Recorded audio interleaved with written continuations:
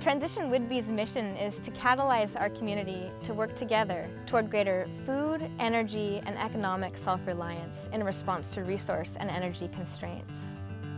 The reason why peak oil is inspiring for us is because we're looking at ways that we can live a high quality of life and live in a vibrant community without being dependent on fossil fuel resources. We're well past the peak.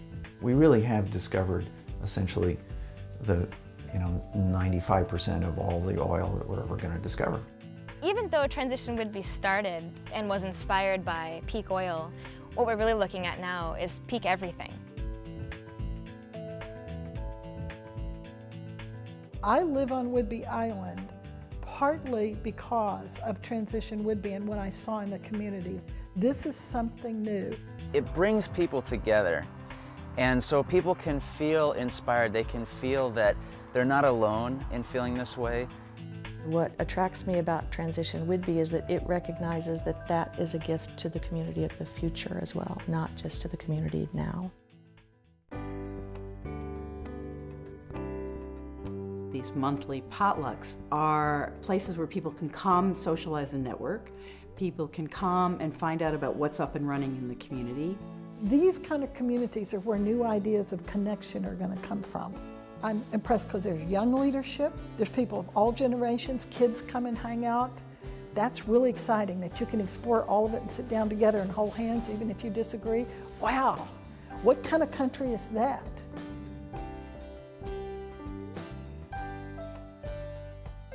Underneath these potlucks is the asset mapping and the community currency and working groups that are really trying to move large agendas forward. Some of those action groups are the Local Economy Action Group, and they're developing a local currency right now. This local currency comes from the fact that it's a growing part of our interaction. But most important to me was the effect of creating this sense of connection and interdependence in a community. The Food Asset Mapping Project will show us the quality of our soils, how healthy our forests are, how healthy our waters are, and how much water we have, who's producing, and where the distribution centers are, and where the potential is for more people to produce.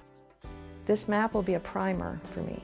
It will give me a basic education on what are the elements I need to know about in order to grow food.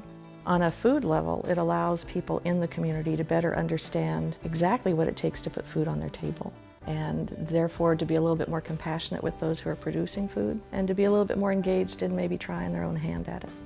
That's my goal for this year, is to, encourage more folks to eat locally and to do that by providing more food for the communities.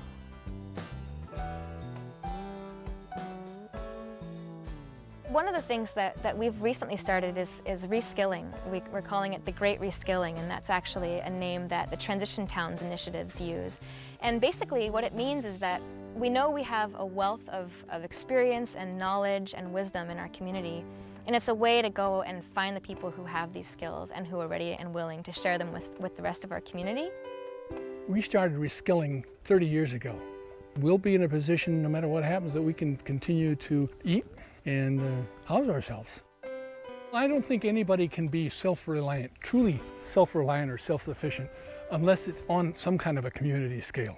I think you need a community with different people with different skills helping each other.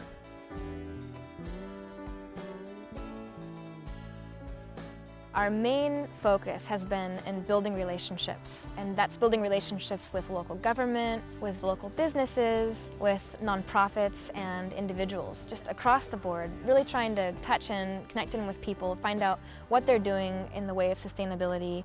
I know that local officials would just love to be able to have more capable, constructive help.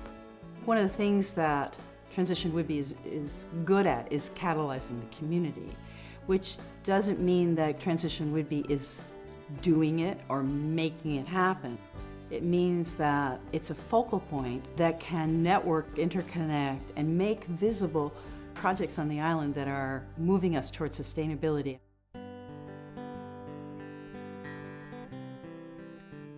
this movement to transition our island doesn't belong to any one group. It really belongs to our whole island. It belongs to the government, it belongs to the individuals, it belongs to the businesses, it belongs to the nonprofits. It's very, very inclusive, and it needs to be that way.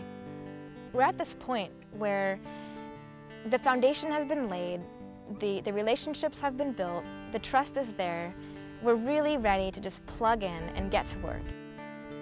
Who really wouldn't want to have a healthier community and a thriving community, a vibrant community?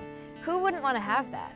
You know, I think when we all decide that that's our common goal, we're all going to be working toward the transition, whether or not we call it the transition. That's what we're doing. It's a wonderful, wonderful place for me to look at age differently. I do not feel useless here. I'm not headed for the old folks' home and feeling like, well, I've retired, I will sit on the hill and watch the cruise ships go by and have a martini. Not life here.